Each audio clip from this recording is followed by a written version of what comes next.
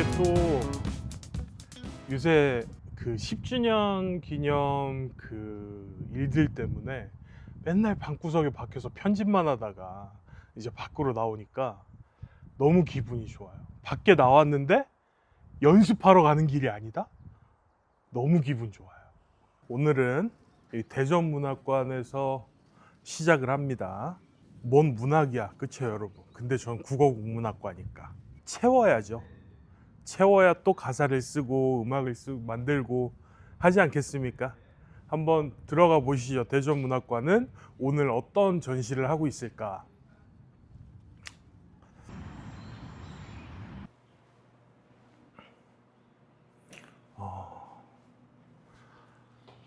기획전시관은 지금 다음 기획전을 준비하고 계시답니다. 그래서 들어가 볼 수가 없다는 점. 이 변수인데요. 상설 전시실엔 뭔가 볼 게 있겠죠?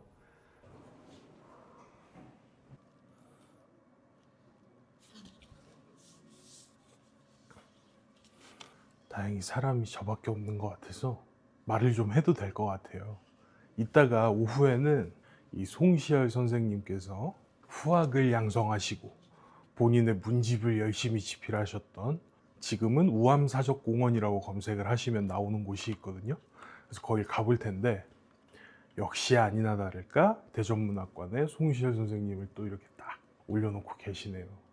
이야, 대전에 이 많은 단체들이 다 문학단체래요. 이 단체는 이름이 참 예쁜 것 같습니다. 꿈과 두레박. 대전하면 또 이분을 빼놓을 수 없죠. 신채호 선생님. 우리 신채호 선생님 하면 또 이런 얘기를 안 할 수가 없는데, 일제강점기에 의열단이라고 하는 아주 소수 정예 그런 단체가 있었는데, 그 의열단 단장인 약산 김원봉 선생님께서 신채호 선생님을 찾아가서 글을 하나 써달라 요청을 하셨고, 신채호 선생님께서 글을 하나 써주셨다고 해요. 진짜 어릴 때부터였던 것 같아요. 초등학교 한 1, 2학년? 그래서 그 시절부터 봤던 책들이 뭐 조선왕조 500년사, 삼국시대사 막 이런 것들을 읽었어요. 그래서 한 권짜리로 된 축약본이었죠. 그것들을 읽으면서 자연스럽게 역사를 좋아하게 된 것 같아요.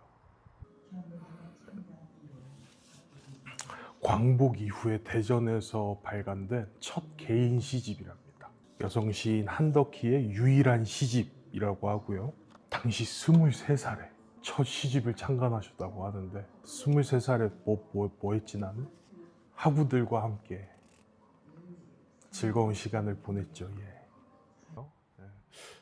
저는 1학년 딱 신입생 때 체육대회와 졸업하던 때 체육대회, 딱 그 두 개가 되게 지금 생각해보니까 기억에 남는 것 같아요. 왜냐면 저희가 신입생 때 처음 입학해서 체육대회를 했는데 우승을 했어요. 근데 그게 정말 오랜만에 한 우승이라고 하시더라고요, 선배님들이.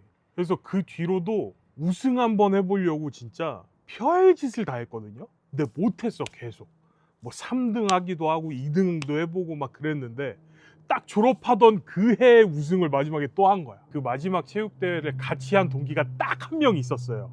이제 후배들이 트로피에 잔을 채워서 주면서 우리 형님들 고생하셨다고, 그때가 딱 생각이 나네요. 우리 박용래 선생님은 또 대표적인 서정시인이라고 하더라고요.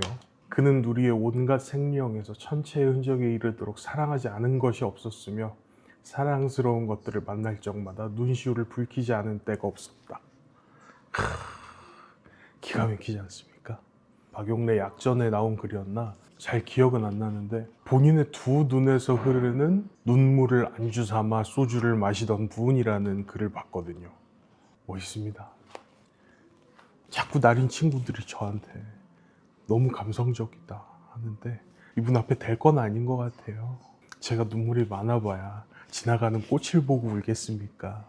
아니면 저기 써있는 시의 제목처럼 저녁 눈을 보고 울겠습니까? 저는 단지 술 먹고 슬픈 걸 봐야 우는 겁니다.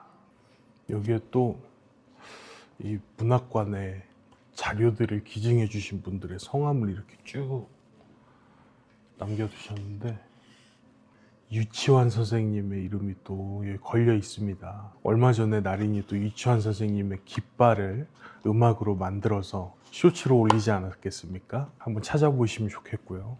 야외 문학관이 있다고 했거든요. 제가 여러분께 꼭 드리고 싶은 말이 있어요. 이거 말로 못하겠어서 책 제목으로 보여드린 건데 자막 카메라는 못 보겠고요. 제 꿈 꾸세요. 오늘이 3월 25일이에요. 3월 27일에 제2대전문학관이 개관을 한다고 합니다. 태미도서관이라고 있었다고 해요. 그 자리에 또 대전에 문학관이 생긴다고 하니 관심 있으신 여러분은 가보시면 좋을 것 같아요. 여기도 많이 찾아주시고요. 4월쯤부터 특별 전시 하나가 새로 오픈하는 것 같으니까 한번 쭉 보시고 가시면 좋겠습니다. 저는 이제 닭갈비 먹으러 가겠습니다.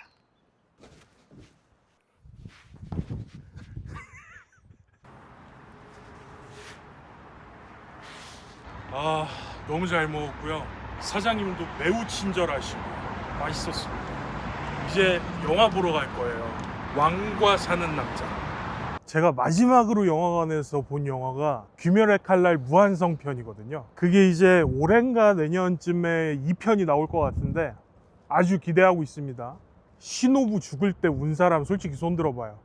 안 울었으면 안 돼요, 솔직히 진짜로. 도우마 나쁜 놈. 그래서 오늘 일단 왕과 사는 남자를 보러 갈 텐데 한명회, 아주 유명한 분이죠. 실삭둥이로도 유명하죠. 좀 이르게 태어나서 몸이 안 좋았다라는 기록을 본 적이 있는 것 같은데 장항준 감독님 말씀에 따르면 아주 풍채가 좋고 무예에 능했다 라는 기록도 있는 것 같아요. 둘 다였겠지 뭐. 근데 안 열려?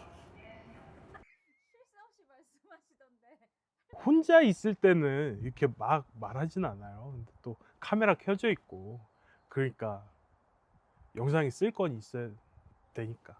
그러니까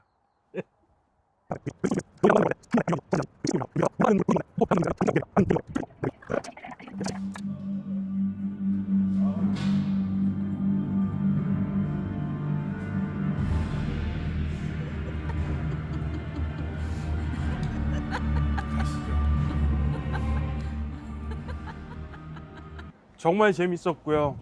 단종이라고 하는 왕이 워낙에 재위 기간도 짧았고 그렇게 비중 있게 배우지는 않는단 말이죠, 우리가.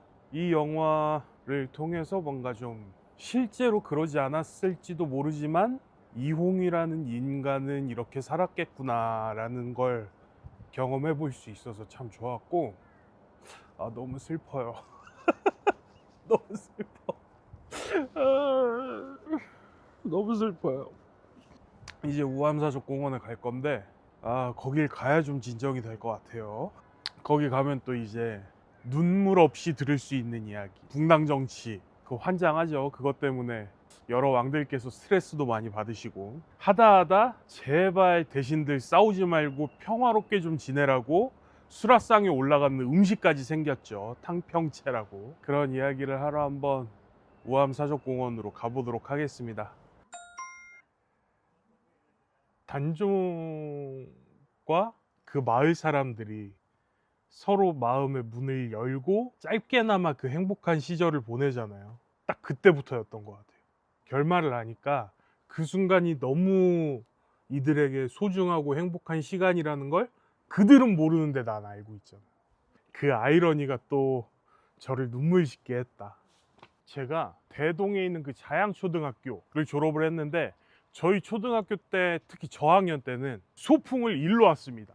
그래서 그 당시에는 우암사족공원이라고 안 했고 남간정사라 그랬어요.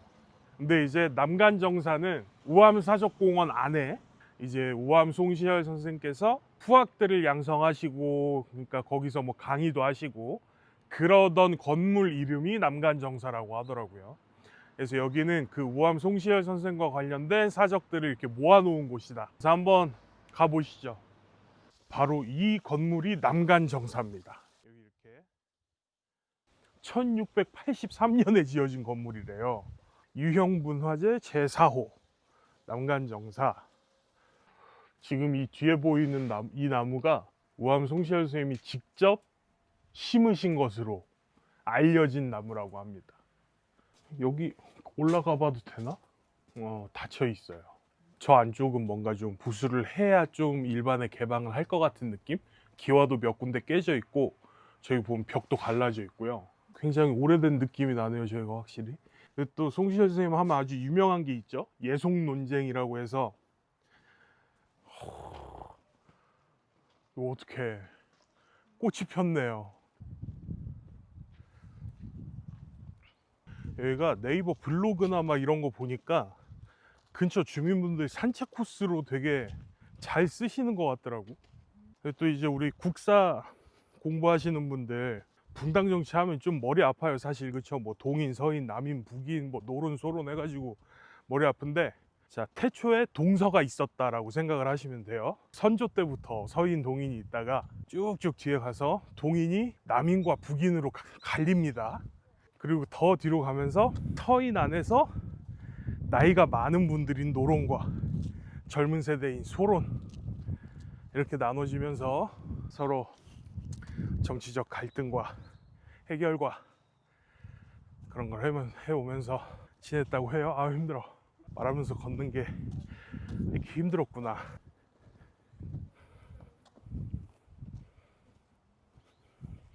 사실 오늘 문학관도 갔겠다. 점심도 닭갈비 먹겠다. 밥 먹으면서 막걸리 같은 거 한 잔 조졌어야 되는데, 제가 얼마 전에 건강검진을 했거든요.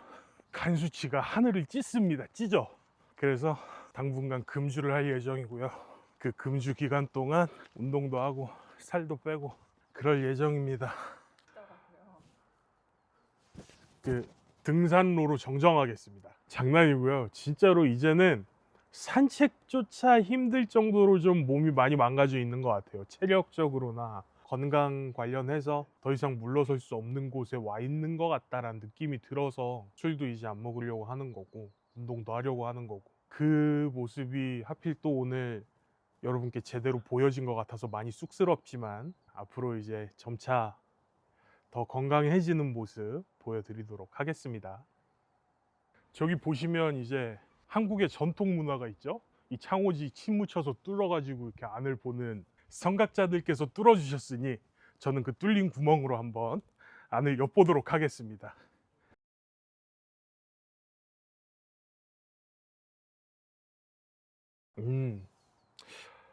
사실 요새 편집하고 막 그러느라 그동안 뭔가를 좀 채울 시간이 부족했던 것 같은데, 오늘 문학관에 가서도 그렇고 영화를 보면서도 그렇고 우암사적공원에 와서도 그렇고 그동안 많이 이렇게 배출하기만 했던 걸 좀 채우는 하루였던 것 같아서 되게 물리적으로도 정신적으로도 포만감이 아주 좋습니다. 제가 언제 죽든 간에 제가 죽는 순간 제 인생이라는 책은 그때 완결이 지어지는 거잖아요.